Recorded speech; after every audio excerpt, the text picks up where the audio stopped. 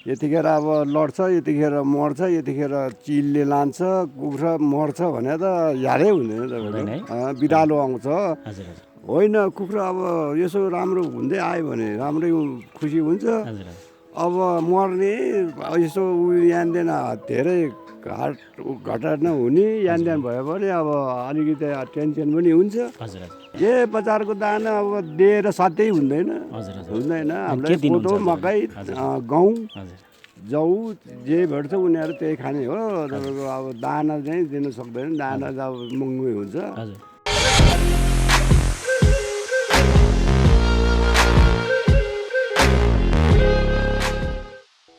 आदरणीय दर्शकवृन्द नमस्कार। पौरखीहरूको मनको कथा सुनाउने यस पुर्ख्यौली टिभीमा यहाँलाई स्वागत छ र साथमा छु म हजुरहरूकै प्रस्तुता प्रकाश तामाङ।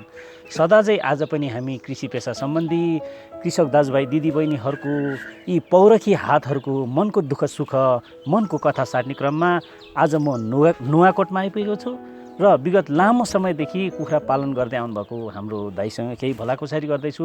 नमस्कार दाइ। नमस्कार। हजुरको परिचय? मेरो काजी तामाङ। काजी तामाङ। हजुर यो ठाउँलाई कुन ठाउँ भन्छ दाइ? यो क्षेत्र नम्बर 1 पलाखु। हजुर वार्ड नम्बर पलाखु, वार्ड नम्बर 4 सर्वदेव। हजुर यो कुखुरा हजुरले कहिलेदेखि पाल्नुभयो? मैले पाले धेरै वर्ष भइसक्यो। यो लोकल कुखुरा चाहिँ हजुर हजुर धेरै वर्ष भइसक्यो। लोकल कुखुरा पाले चाहिँ। हजुर ब्रोइलर चाहिँ?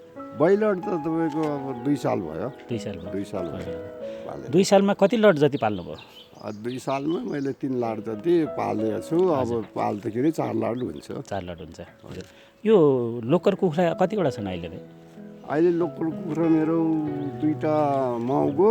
हजुर 2टा माउको चल्ला तपाईँको अहिले यहीँ छ 20वटा छ। 20वटा छ। 20वटा, एउटाको 11वटा, एउटाको 9वटा। कसरी यसलाई कसरी हुर्काउने, खानेकुराहरू कसरी दिनुपर्छ दाइ?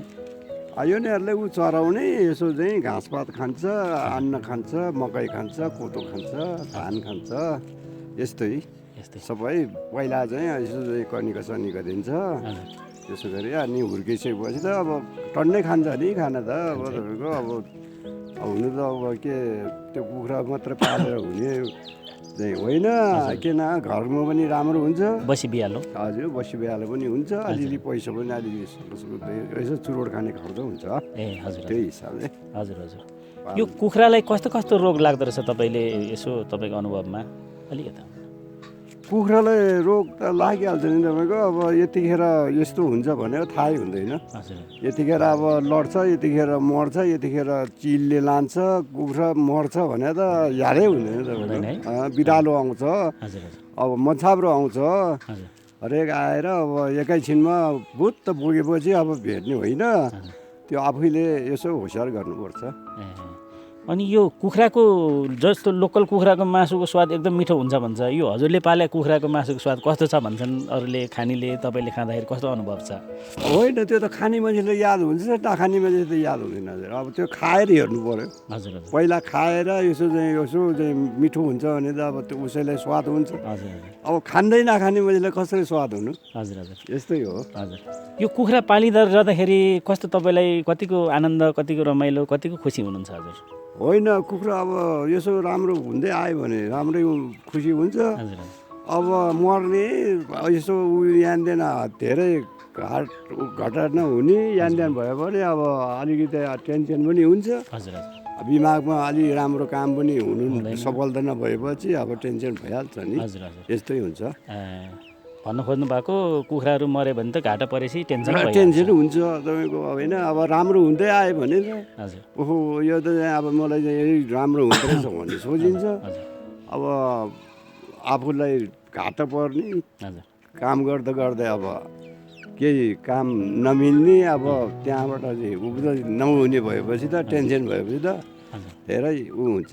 यो चारो चाहिँ के दिनुहुन्छ यिनीहरूलाई भन्नाले? खानेकुराहरू, खानाहरू? चारो भन्नुभयो? खाना। हजुर यो कुखुरालाई, यो लोकल कुखुरालाई? लोकललाई चारो होइन, खानेकुरा जस्तो अब के धान मकै गहुँकै केही दिनुहुन्छ कि बजारको दाना ल्याएर दिनुहुन्छ कि भन्न खोजेँ? बजारको दाना अब दिएर सधैँ हुँदैन। हजुर हजुर। हुँदैन। के हामीलाई दिनुहुन्छ? कोदो, मकै, गहुँ, हजुर जौ जे भेट्छ उनीहरू त्यही खाने हो। तपाईँको अब दाना चाहिँ दिनु सक्दैन, दाना त अब महँगो हुन्छ। हजुर। त्यही भएर दाना दिनु सक्दैन लोकललाई चाहिँ। यो चल्लाहरू यहीँ ओथारो बसेर पारेको कि के दाइ?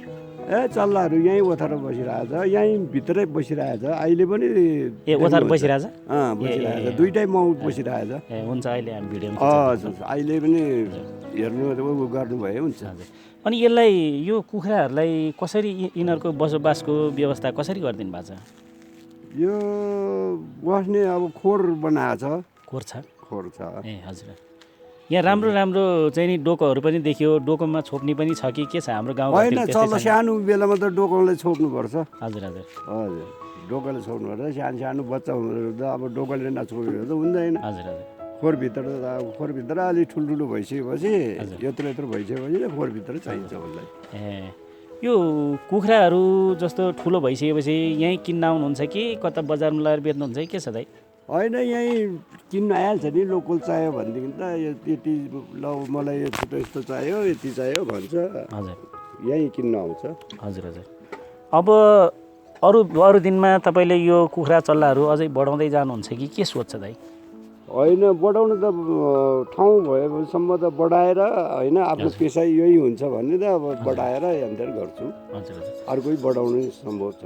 हजुर हजुर। भनेपछि अब अलि राम्रो भयो नि, बढाउनुहुन्छ त्यसो भए? हजुर, बढाउँछ भने ठुलो भएपछि बेच्छ पनि। हजुर हजुर, यस्तै हो। यस्तै हो। जस्तो अब हाम्रो अहिले गाउँघरतिरको हाम्रो दाजुभाइ दिदीबहिनीहरू प्रायः सबै विदेशतिर गइरहनु भएको छ वैदेशिक रोजगारमा, होइन? हजुर। जस्तो हजुरले यो कुखुरा पालिरहँदाखेरि जस्तो ब्रोइलर पनि पाल्नु भएको छ, लोकल पनि पाल्नु भएको छ। यो कुखुरा पालन गरेर भोलि व्यावसायिक रूपमा कुखुरा पालन गरेर आम्दानी गर्न सकेला दाइ? कस्तो लाग्छ तपाईँको अनुभवमा? होइन, त्यो भनेको र अब गर्नु त गऱ्यो भने होला कि भन्ने आश छ। अलिअलि अब खर्च त्यही त। हजुर। अहिले भने जस्तै अब यसो चाहिँ तिराधरा यसो मासु खाएको, यहाँ त्यहाँ खाएको, यसो चुरोट खाएको, यहाँ त्यहाँ तिराउ यस्तै टारिन्छ। टार्नलाई पुगिन्छ भन्नाले राम्रो भयो भने। हजुर। सबल त भयो भने अब भाँच्ने, टुट्ने, हराउने, मान्छेहरूले चिल्ले लैजाने र उसो त्यसो भएपछि त अब घाटा परेपछि त अब कहाँबाट हुनु सक्छ? हजुर। हस् त, हजुरलाई धेरै धेरै धन्यवाद। हजुरको यो अमूल्य समय दिनुभयो र आगामी दिनमा हजुरको यो कुखुरा पालन, कुखुरा व्यवसाय भनौँ होइन, चाहिँ नि राम्रो हुँदै जाओस्, अझै फैलिँदै जाओस्। हजुरलाई एकदम उत्तरोत्तर प्रगतिको कामना गर्दछौँ। नमस्कार। हस्।